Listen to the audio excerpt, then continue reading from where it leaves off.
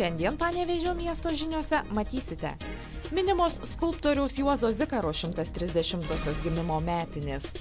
Laisvės aikštėje jau stovi Kalėdų eglė. Prasideda savaitę truksiantis centro puošybos maratonas. Miestelėnų pamėgta atsinaujinusi žalioji zona naujai atveria duris.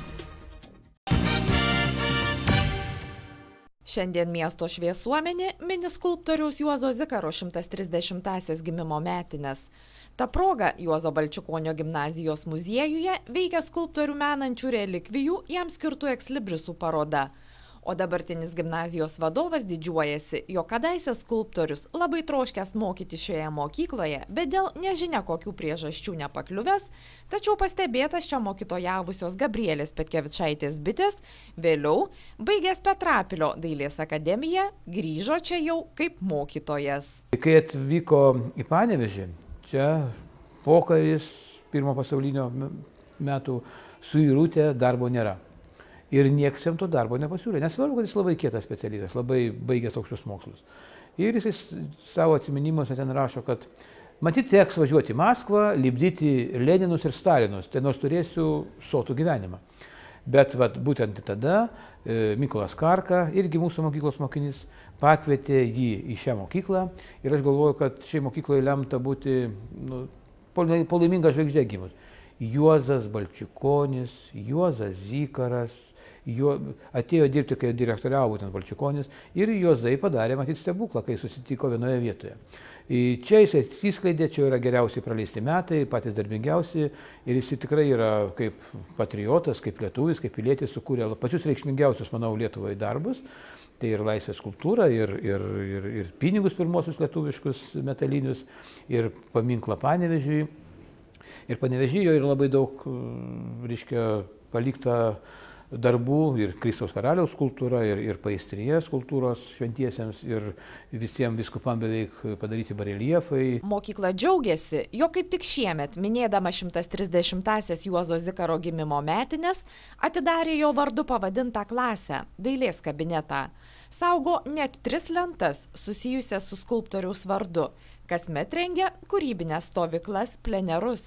Ir tai dar toli gražu ne viskas. Ko gero, galbūt net įsteigsime tokią Juozo Zikaro premiją, skirtą gabiausiam vaikui, kuris meno srityje kažką pasiekė. Tokiu būdu mes įprasminam, įamžinam jo atminimą šviesų. Ir aišku, ir ekslibrisų parodos, ir parodas šitame muziejuje. Tačiau aš galvoju, kad ir Lietuva, ir Panevėžys, ir miesto bendruomenė irgi turėtų atkreipti tą dėmesį. Ir manau, kad jisai vertas, paminklo gal daugiau mes jau nebepastatysime, bet atminimo lentos, kur stovėjo namas, gražios atminimo lentos, tikrai jis yra vertas ir tikrai reikėtų mums visiems susirūpinti, kadangi jisai Lietuvai padovanojo tokius meno šedevrus, kurių iki šiol nieks geresnio nieko ir nesukūrė. Ir tuo labiau, kad jis buvo tikras panevėžietis ir tie darbai buvo kuriami Panevėžyje. Tuo tik reikia didžiuotis ir džiaugtis ir kažkaip tai prasminti jo šviesų atminimą. Vidurdienį minėjimo iniciatoriai renginį pavadinę po Juozo Zikaro Atlantų skliautais surengė išvyką į Paistrį. Aplankė skulptoriaus tėviškę, Juozo Zikaro vidurinę mokyklą, Švenčiausiosios mergelės Marijos globos bažnyčią, vėliau rinkosi į konferenciją. Mūsų tėviškės klubo tai vienas iš pagrindinių uždavinių yra įžymius kraštiečius paminėti. Na ir šiais metais čia mes kartu ruošiam, žinoma, ir su muziejum, su Balčikonio vardo gimnazija. Kadangi čia viskas taip siejasi, tai visi čia kartu surėmė pečius, bandom paminėti šiandieną. Mums šita mintis, kad mums reikia pasididžiuoti, pasigirti savo miesto tokiu žymiu skulptorium ir plevena mūsyse jau labai daug metų. Mes jau čia rašinėjom nuo 2001 metų į miesto savivaldybę. Gaunam ir paguodžiančių, ir paneigiančių atsakymų, gaunam ir pritarimo. Buvo pravesta apklausa miesto gyventojų. Žinoma, miesto gyventojai pritarė, dauguma gal vyresnės kartos žmonių.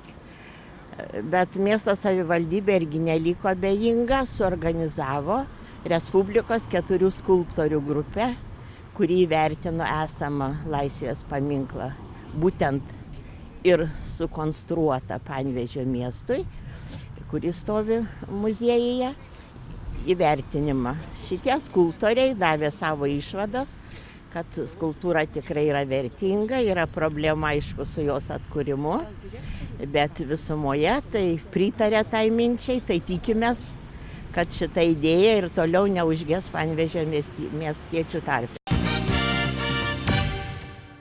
Laisvės aikštėje jau stovi Kalėdų eglė, 15 metrų aukščio žaliaskarė atvežta iš Liepų alėjos. Ja miestui didžiųjų metų švenčių proga padovanojo metrologijos centras.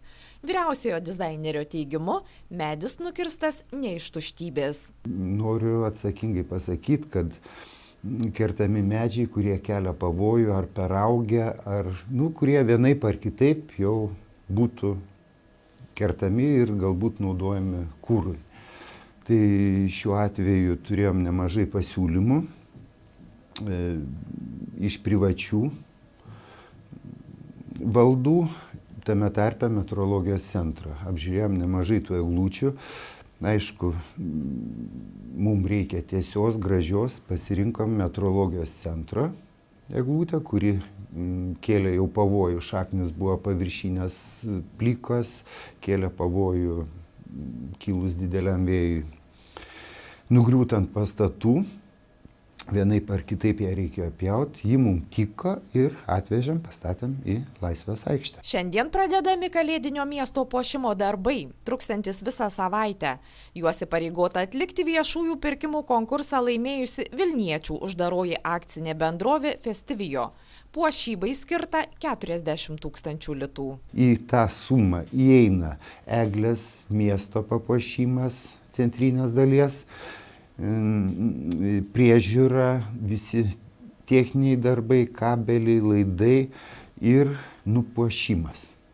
Tai sakyčiau, mes sukamės su labai nedidelė suma lyginant su kitais miestais. Aišku, labai įspūdingai aikštė nebus papuošta, stengiamės išspausti maksimumą pagal turimus pinigus. Šiais metais koncentruosim didžiausią dėmesį eglei. Kadangi Kalėdos privalo nuskaidrinti tamsiausią metų laiką, didžiausią dėmesį šįsyk nuspręsta skirti šviesos efektams. Žadama daug margaspalvių lempučių mirgėjimo, o svarbiausias švenčių akcentas bus eglė. Iškilminga jos įžiebimo ceremonija vyks kitą savaitę, gruodžio 2.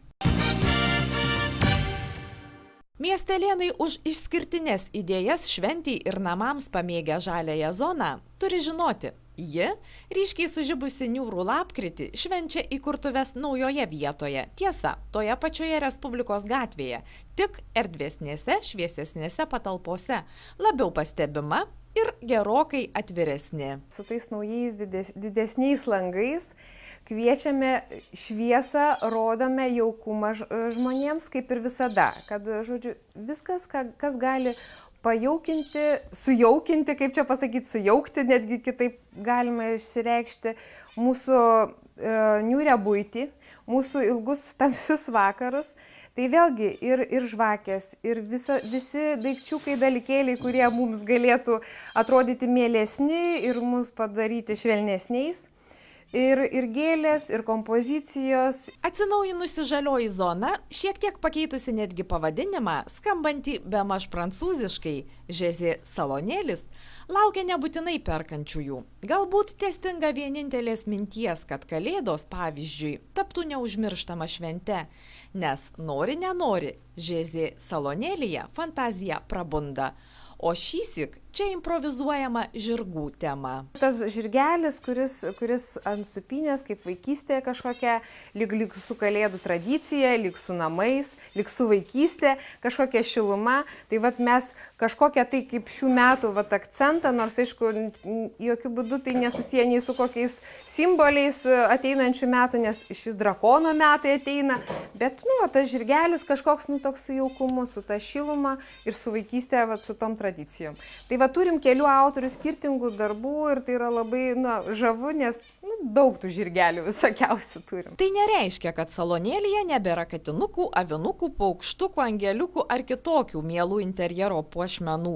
Anaiptol, čia kaip visada, aibė briedukų ir varpelių, kvapnių žvakių ir įmantrių žvakidžių, augalų sušokusių į žiemines, apšarmojusias kompozicijas, žodžiu, daug kalėdinio švytėjimo. ŽZ salonėlio adresas Respublikos 1. Išsiilgusiems subtilios prabangos ir elegancijos, pasigendantiems puotai ar kameriniam vakarui skirtų erdvių, duris atveria Pokylių namai Vasaris. Panevėžiečius kviečiam ir miesto svečius šeštadienį šį, tai yra lapkričio 26 dieną, 19 val.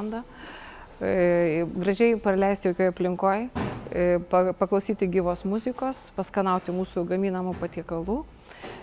Mus tą vakarą visus linksmins Viktoras Labanauskas su savo draugais.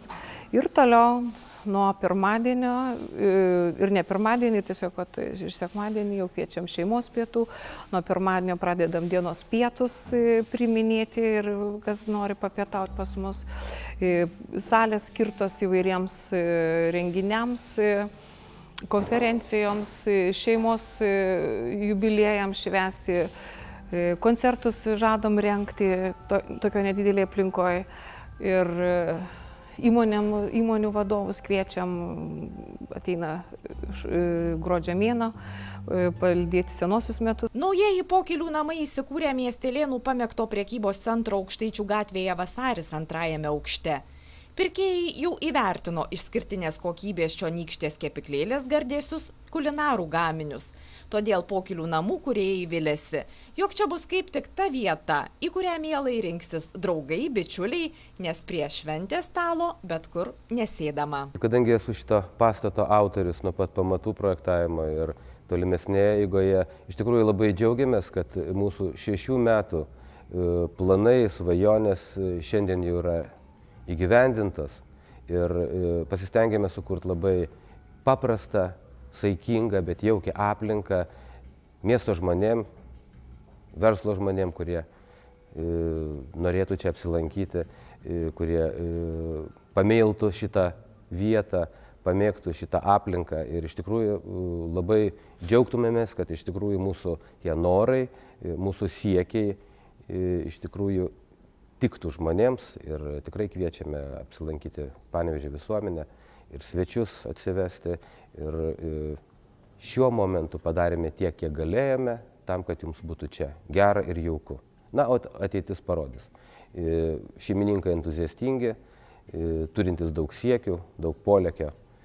Taip pat norisi palinkėti jiems sėkmės ateityje ir labai laukiame žmonių čia mūsų šitose erdvėse. Pokylių namuose Vasaris 4 salės. Didžiojoje banketo metu be vargo tilps 150, furšeto visi 200 žmonių. Mažoji skirta 40.